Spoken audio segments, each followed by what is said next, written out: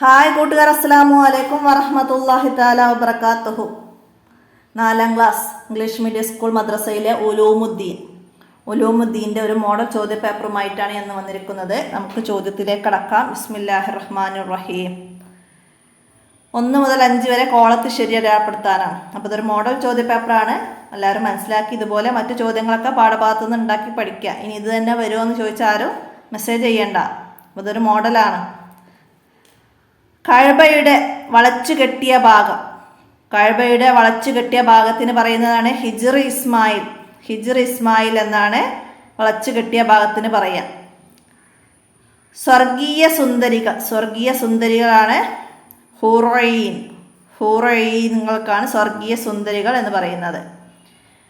ഖുറൈശികൾ കഅബ പുനർനിർമ്മിക്കാൻ തീരുമാനിച്ചപ്പോൾ നബി സല്ലല്ലാഹു അലൈഹി വസല്ലമയുടെ വയസ്സ് 35 വയസ്സുള്ളപ്പോഴാണ് ഖുറൈശികൾ കഅബ പുനർനിർമ്മിക്കാൻ തീരുമാനിച്ചത്. നബി സല്ലല്ലാഹു അലൈഹി വസല്ലമക്ക് ഖുർആൻ ഇറങ്ങിയ സ്ഥലം ഹിറാ ഗുഹയിലാണ്. ജബലുൻ നൂരിലുള്ള ഹിറാ ഗുഹയിലാണ്.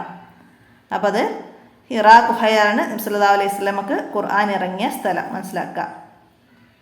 അടുത്തത്, സ്വർഗത്തിലെ ഏറ്റവും വലിയ അനുഗ്രഹം അള്ളാഹുവിനെ കാണലാണ് സ്വർഗത്തിലുള്ള ഏറ്റവും വലിയ അനുഗ്രഹം. അപ്പം അത് നമുക്ക് ശരിയടപ്പെടുത്താം. ഇനി പൂരിപ്പിക്കാനാണ്. എന്താണ്? ഉദ്ദേശിക്കുന്നതെല്ലാം ലഭിക്കുന്ന ഇടമാണ് എന്ത്? സ്വർഗം.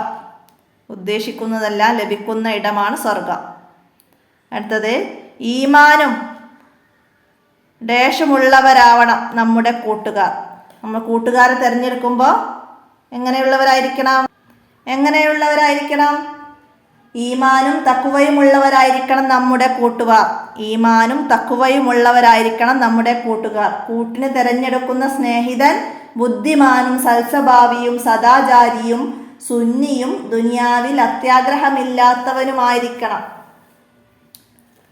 അടുത്തത്, നിശ്ചയം വിശ്വസിക്കുകയും സൽക്കർമ്മങ്ങൾ അനുഷ്ഠിക്കുകയും ചെയ്യുന്നവർക്ക് ഡേഷ് എന്ന അത്യുന്നത സ്വർഗമുണ്ട്. എന്താണ്? വിശ്വസിക്കുകയും സൽക്കർമ്മങ്ങൾ അനുഷ്ഠിക്കുകയും ചെയ്യുന്നവർക്ക് ജന്നാത്തുൽ ഫിർദൗസ് എന്ന അത്യുന്നത സ്വർഗമുണ്ട്. അർഷിന് ചുറ്റും ഡേഷിന്റെ മിമ്പറുകളുണ്ട്. അർഷിന് ചുറ്റും പ്രകാശത്തിന്റെ മിമ്പറുകളുണ്ട്. സ്വർഗം ലഭിക്കണമെങ്കിൽ ഡേഷ് വേണം. സ്വർഗം ലഭിക്കണമെങ്കിൽ എന്ത് വേണം? സ്വർഗം ലഭിക്കണമെങ്കിൽ ഈമാൻ വേണം. സൽക്കർമ്മങ്ങൾ ചെയ്യണം. സ്വർഗം ലഭിക്കണമെങ്കിൽ ഡാഷ് ചെയ്യണം എന്നാണ് ഒന്നെങ്കിൽ സൽക്കർമ്മങ്ങൾ ചെയ്യണം. ഇവിടെ വേണം എന്നാണ് വന്നപ്പോൾ ഈമാൻ വേണം. സ്വർഗം സജ്ജനങ്ങൾക്കുള്ളതാണ്.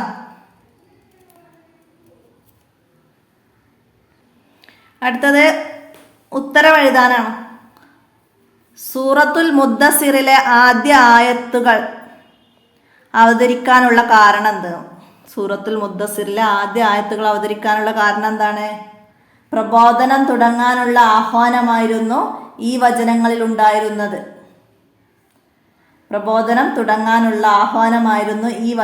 ഉണ്ടായിരുന്നത്. അതോടെ നബി സല്ലല്ലാഹു അലൈഹി വസല്ലമ രഹസ്യ പ്രബോധനം ആരംഭിച്ചു. അപ്പോൾ സൂറത്തുൽ മുദ്ദസിറിലെ ആദ്യ ആയത്തുകൾ അവതരിക്കാൻ കാരണം എന്താ വെച്ചാൽ നബി സല്ലല്ലാഹു അലൈഹി വസല്ലമക്ക് പ്രബോധനം തുടങ്ങാനുള്ള ആഹ്വാനമായിരുന്നു.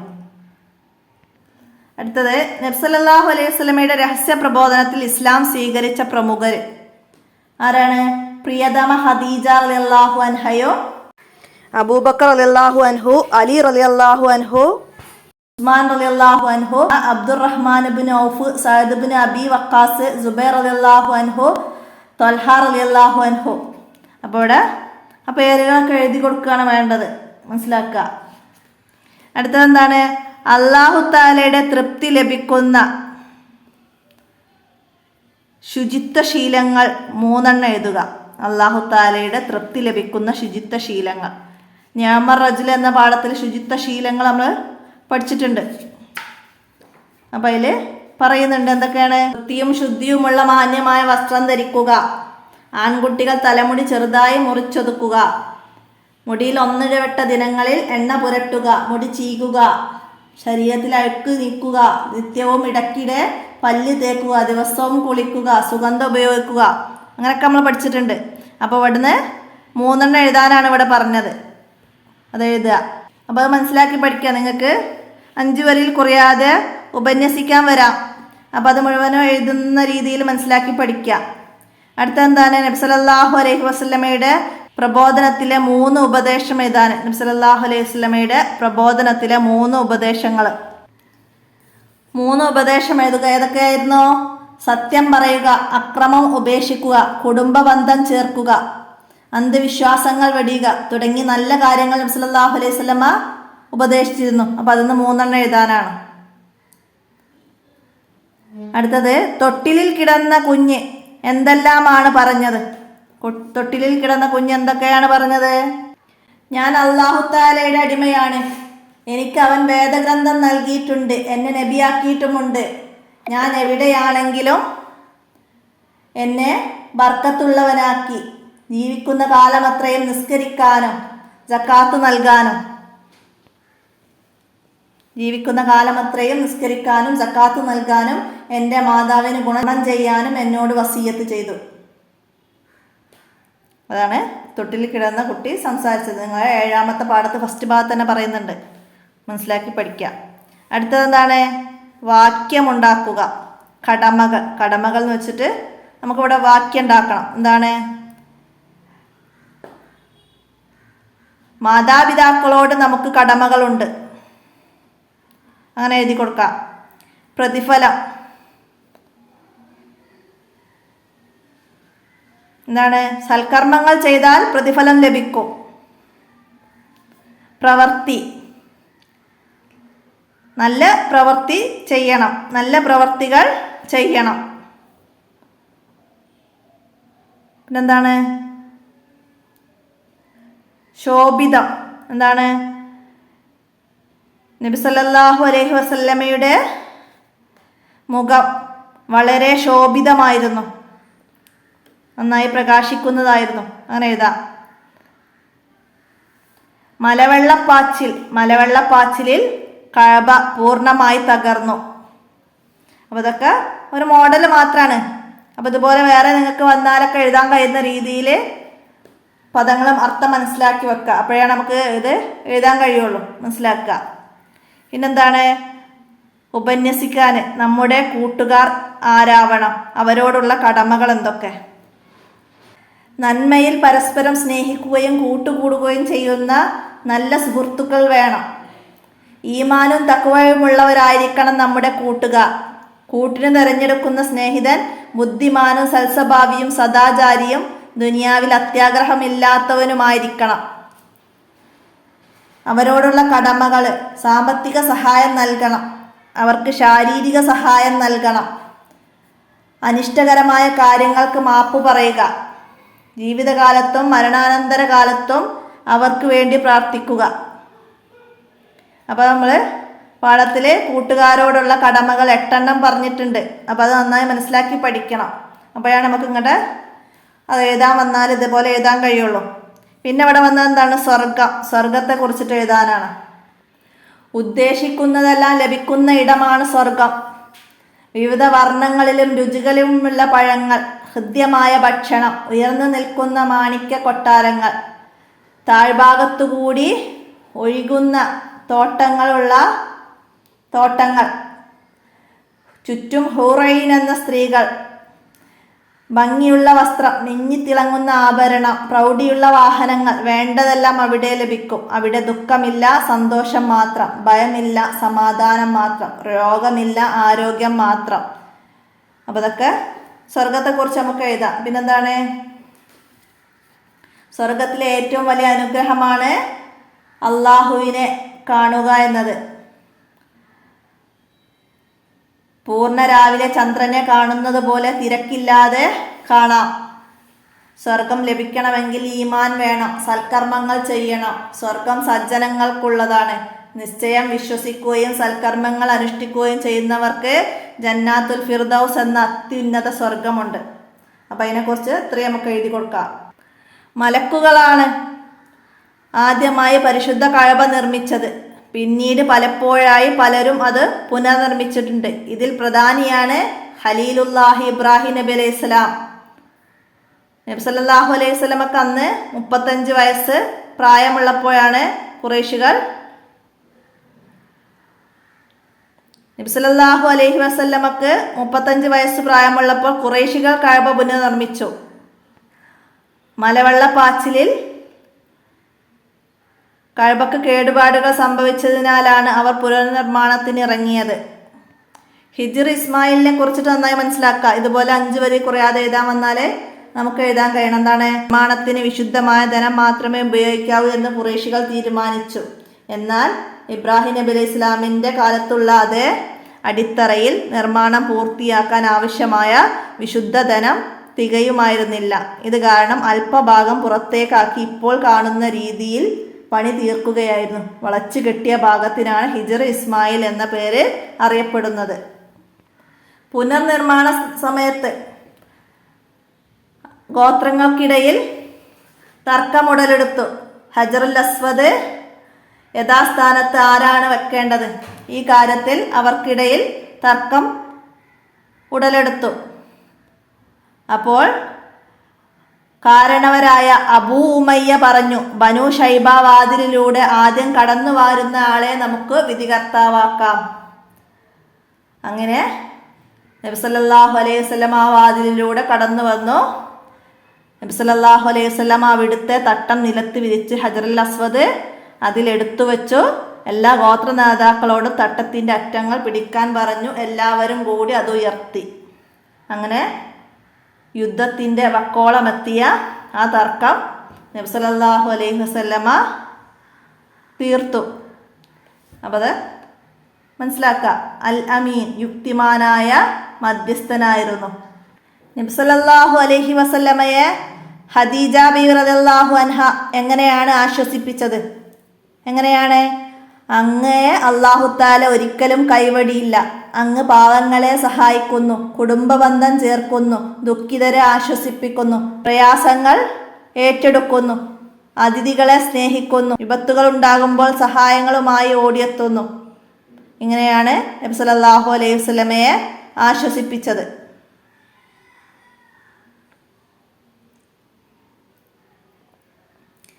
റമളാൻ 27 തിങ്കളാഴ്ച രാത്രിയിൽ ജിബ്രീൽ അലൈഹിസ്സലാം ആഗതനായി. ഇഖ്റഉ വായിക്കൂ. നബി സല്ലല്ലാഹു അലൈഹി വസല്ലമയോട് പറഞ്ഞു, ഞാൻ വായിക്കാൻ ശീലിച്ചവനല്ല. നബി സല്ലല്ലാഹു അലൈഹി വസല്ലമ പ്രതികരിച്ചു. 40 വയസ്സ് പൂർത്തിയായപ്പോൾ പ്രവാചകത്വം ലഭിച്ചു. ഖദീജ ബീവി റളിയല്ലാഹു അൻഹ പിതൃവ്യപുത്രനായ വറഖത്ത് ബിൻ നൗഫലിൻ്റെ അടുത്ത് കൊണ്ടുപോയി. അദ്ദേഹം വേദം പഠിച്ച പണ്ഡിതനായിരുന്നു. ലാ യുജ്സികല്ലാഹു അബദ, അല്ലാഹു തആല ഒരിക്കലും അങ്ങയെ കൈവെടിയുകയില്ല. നാം അല്ലാഹു തആലയെ എങ്ങനെ അറിയും? അല്ലാഹു തആലയുടെ സിഫത്തുകളിലൂടെ നാം അവനെ അറിയും. അല്ലാഹു തആലാക്ക് 41 സിഫത്തുകളുണ്ട്. വാജിബായത് 20ഉം മുസ്തഈലായത് 20ഉം. അവിടെ സിഫത്തുകൾ ബൈത്തായിട്ട് തന്നിട്ടുണ്ട്. അപ്പോൾ വിട്ട ഭാഗം പൂരിപ്പിക്കാൻ തരും. നന്നായി മനസ്സിലാക്കുക. അല്ലാഹു തആലയുടെ ജായിസായ സിഫത്ത് ഏത്? ജായിസായ ഒരു സിഫത്തുണ്ട്. ഏതാണ്? ഉണ്ടാകാവുന്ന ഏതൊരു കാര്യവും ചെയ്യലും ചെയ്യാതിരിക്കലുമാണ് ജായിസായ സിഫത്ത്. ഹുറൈമുൽ അസദിയെ കുറിച്ച് നബി സല്ലല്ലാഹു അലൈഹി വസല്ലം എന്താ പറഞ്ഞത്? ഹുറൈമുൽ അസദി എത്ര നല്ല മനുഷ്യനാണ്, നീണ്ട മുടിയും ഞെരിയാണിക്കു താഴെ ഇറങ്ങിയ വസ്ത്രവും ഇല്ലെങ്കിലെന്ന്. അപ്പോൾ ഇത് കേട്ട അദ്ദേഹം എന്താ ചെയ്തത്? ഉടനെ മുടി മുറിച്ചു വസ്ത്രം കണങ്കാലിൻ്റെ മുകളിലേക്ക് കയറ്റിയെടുത്തു. ശുദ്ധി ഈമാനിൻ്റെ പാതിയാണ്. ശുദ്ധി ഈമാനിൻ്റെ പാതിയാണ്. അല്ലാഹു തആല ഭംഗിയെ ഇഷ്ടപ്പെടുന്നു. സൂറത്തുൽ മസദ് അവതരിക്കാനുണ്ടായ സന്ദർഭം എന്താണ്? അബൂലഹബ് നിനക്കു നാശം, ഇതിനാണോ നീ ഞങ്ങളെ വിളിച്ചു വരുത്തിയതെന്ന് നബി സല്ലല്ലാഹു അലൈഹി വസല്ലമയോട് ചോദിച്ചു. ഈ സന്ദർഭത്തിലാണ് സൂറത്തുൽ മസദ് അവതരിച്ചത്. എന്തായിരുന്നു അതിൻ്റെ ഉള്ളടക്കം? അബൂലഹബിൻ്റെയും കുടുംബത്തിൻ്റെയും നാശത്തെക്കുറിച്ചുള്ള മുന്നറിയിപ്പായിരുന്നു. ഇസ്ലാം സ്വീകരിച്ചതിൻ്റെ പേരിൽ പീഡനങ്ങൾ ഏൽക്കേണ്ടി വന്നവർ. ബിലാൽ റളിയല്ലാഹു അൻഹുവിനെ യജമാനൻ ഉമയ്യ നട്ടുച്ചക്ക് ചുട്ടുപഴുത്ത മണലിൽ കിടത്തി നെഞ്ചിൽ പാറക്കല്ല് കയറ്റി വെച്ചു പീഡിപ്പിച്ചു. മുസബ് റളിയല്ലാഹു അൻഹുവിനെ തടങ്കലിട്ട് പീഡിപ്പിച്ചു. സുമയ്യ റളിയല്ലാഹു അൻഹയെ അബൂജഹലിന്റെ ക്രൂരമർദ്ദനമേറ്റ് രക്തസാക്ഷിയായി. ഖാലിദ് ബിൻ സഈദ് റളിയല്ലാഹു അൻഹു കൊടും പട്ടിണിക്കിട്ടു. സിന്നീറ റളിയല്ലാഹു അൻഹാക്കേറ്റ പീഡനത്താൽ അവരുടെ കണ്ണുകളുടെ കാഴ്ച നഷ്ടപ്പെട്ടു. അപ്പോൾ അതൊക്കെ മനസ്സിലാക്കണം, മാച്ച് ചെയ്യാനൊക്കെ വരാം.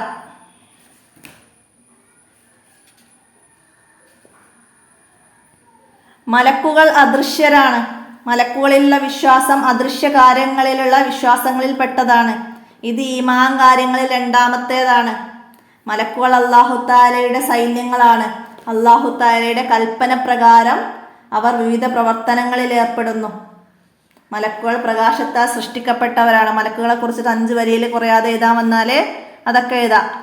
അവർക്ക് വിവിധ ജോലികൾ ഏൽപ്പിച്ചിട്ടുണ്ട്. അർശിനെ ചുമക്കുന്നവർ, മനുഷ്യരുടെ കർമ്മങ്ങൾ എഴുതുന്നവർ, ദിക്റിൻ്റെയും ഇൽമിൻ്റെയും സദസ്സുകളിൽ പങ്കെടുക്കുന്നവർ, ജുമാക്ക് നേരത്തെ വരുന്നവരെ രേഖപ്പെടുത്തുന്നവർ. ഇങ്ങനെ പല വിഭാഗങ്ങളുണ്ടവർ. പ്രധാനികളായ 10 മലക്കുകളും അവരുടെ ജോലിയും നന്നായി മനസ്സിലാക്കി പഠിക്കുക. അസ്രായിൽ അലൈഹി ഇസ്ലാമിൻ്റെ ജോലി എന്താണ്? റൂഹിനെ പിടിക്കലാണ്. ഇടി, മിന്ന്, കാറ്റ്, ഭക്ഷണം ഇവയുടെ ചുമതലയുള്ളത് ആർക്കാണ്? മീക്കായിൽ അലൈഹി ഇസ്ലാം. ഇതൊക്കെ ടിക്ക് ആൻസർ ആയിട്ട് വരാം. അപ്പോൾ അതൊക്കെ മനസ്സിലാക്കുക. മലക്കുകൾ അല്ലാഹു തആലയുടെ ആദരണീയ അടിമകളാണ്. ആദരണീയ അടിമകളാണ്.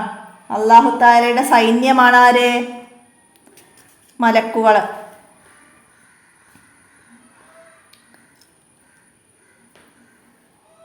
വഴിയിൽ നിന്ന് മാലിന്യങ്ങൾ നീക്കിയാൽ ഒരു ഹസനത്ത് എഴുതപ്പെടും. ഒരാൾക്ക് ഒരു ഹസനത്ത് സ്വീകരിക്കപ്പെട്ടാൽ തന്നെ അയാൾ സ്വർഗത്തിൽ പോകും. വഴിയുടെ അവകാശങ്ങൾ എന്തൊക്കെയാണ്? ദൃഷ്ടി താഴ്ത്തുക, ഉപദ്രവം തടയുക, സലാം മടക്കുക, നന്മ ഉപദേശിക്കുക, തിന്മ തടയുക. ഇതൊക്കെ വഴിയുടെ അവകാശങ്ങളാണ്. അല്ലാഹു തആലക്ക് ഏറ്റവും വെറുപ്പുള്ള സ്ഥലം അങ്ങാടിയാണ്. ഇഷ്ടമുള്ള സ്ഥലം മസ്ജിദുമാണ്. അത് പിശാചിൻ്റെ സ്ഥലമാണ്. അങ്ങാടി പിശാചിൻ്റെ സങ്കേതമാണ്. മസ്ജിദിലേക്ക് വലത് കാലും അങ്ങാടിയിലേക്ക് ഇടത് കാൽ വെച്ചുമാണ് കയറേണ്ടത്. അങ്ങാടിയിലേക്ക് പ്രവേശിക്കുമ്പോഴുള്ള ദിക്ർ നന്നായി പഠിക്കുക. നബി സല്ലല്ലാഹു അലൈഹി വസല്ലമ അബൂ ത്വാലിബിനോട് പറഞ്ഞത് എന്താ പറഞ്ഞത്? എൻ്റെ വലത് കൈയിൽ സൂര്യനെയും ഇടത് കൈയിൽ ചന്ദ്രനെയും അവർ വെച്ച് തന്നാലും ഞാൻ എൻ്റെ ദൗത്യം ഉപേക്ഷിക്കുകയില്ല. ഒന്നുകിൽ വിജയം അല്ലെങ്കിൽ മരണം. നബി സല്ലല്ലാഹു അലൈഹി വസല്ലമ അബൂ ത്വാലിബിനോട് പറഞ്ഞതാണിത്. നുബുവത്തിൻ്റെ 5-ാം വർഷം 10 പുരുഷന്മാരും 4 സ്ത്രീകളും ഹബിഷയിലേക്ക് ഹിജ്റ പോയി. എത്യോപ്യയിലേക്ക് ഹിജ്റ പോയി. നുബുവത്തിൻ്റെ 6-ാം വർഷം 83 പുരുഷന്മാരും 18 സ്ത്രീകളും ഹിജ്റ പോയി. നബി സല്ലല്ലാഹു അലൈഹി വസല്ലമക്കും കുടുംബത്തിനും ഊരുവിലക്ക് പ്രഖ്യാപിച്ചു. ഷേബ് അബി തോലിവിൽ ഉപരോധിക്കപ്പെട്ടു. കഅബയിൽ അവർ ഒരു പത്രിക തൂക്കിയിരുന്നു. അത് അല്ലാഹു തആലയുടെ നാമങ്ങൾ ഒഴികെയുള്ളതെല്ലാം ചിതൽ തിന്ന് നശിച്ചു. അങ്ങനെ നുബുവത്തിൻ്റെ 10-ാം വർഷം ഊരുവിലക്ക് അവസാനിച്ചു. നുബുവത്തിൻ്റെ 6-ാം വർഷമാണ് ഊരുവിലക്ക് ആരംഭിക്കുന്നത്. നുബുവത്തിൻ്റെ 10-ാം വർഷം ഊരുവിലക്ക് അവസാനിച്ചു. അപ്പോൾ 12-ാമത്തെ പാഠം വരെ എല്ലാവരും നന്നായി മനസ്സിലാക്കി പഠിക്കുക, ഉപകാരപ്പെടുത്തുക. നിങ്ങൾക്ക് 12-ാമത്തെ ചാപ്റ്റർ വരെയാണ് ഈ സെപ്റ്റംബർ വരെ എടുക്കേണ്ടത്. അപ്പോൾ അതുവരെയുള്ള പാഠങ്ങൾ നന്നായി മനസ്സിലാക്കി പഠിക്കുക. ഖുറൈശികൾ പ്രലോഭനത്തിൻ്റെ മാർഗം സ്വീകരിച്ച് ഉത്ബത്ത് ബിൻ റബിയയെയാണ് നബി സല്ലല്ലാഹു അലൈഹി വസല്ലമയുടെ അടുത്തേക്ക് അയച്ചത്. അദ്ദേഹം നബി സല്ലല്ലാഹു അലൈഹി വസല്ലമയുടെ ഖുർആൻ പാരായണം കേട്ട് ആശ്ചര്യഭരിതനായി. എന്താണ് മക്കക്കാരോട് പോയി പറഞ്ഞത്? ആ വചനങ്ങളുടെ സാഹിത്യമേന്മയും ആശയഗംഭീര്യവും ഉത്ബയെ പിടിച്ചു കുലക്കി. അദ്ദേഹം തിരിച്ചു വന്ന് ഖുറൈശികളോട് പറഞ്ഞു, ഞാൻ ചില വചനങ്ങൾ കേട്ടു, അതുപോലെ മുമ്പ് കേട്ടിട്ടില്ല. അത് കവിതയല്ല, ജ്യോത്സ്യവചനമല്ല, ആഭിചാരമല്ല. ഖുറൈശികളെ എന്നെ അനുസരിക്കൂ, അദ്ദേഹത്തിൻ്റെ വഴിക്ക് വിടൂ. അപ്പോൾ അതൊക്കെ മനസ്സിലാക്കി പഠിക്കുക, ഉപകാരപ്പെടുത്തുക. ഞാൻ ഇന്നത്തെ വീഡിയോയുടെ അവസാനിപ്പിക്കുകയാണ്. അസ്സലാമു അലൈക്കും വറഹ്മത്തുള്ളാഹി വബറകാതുഹു.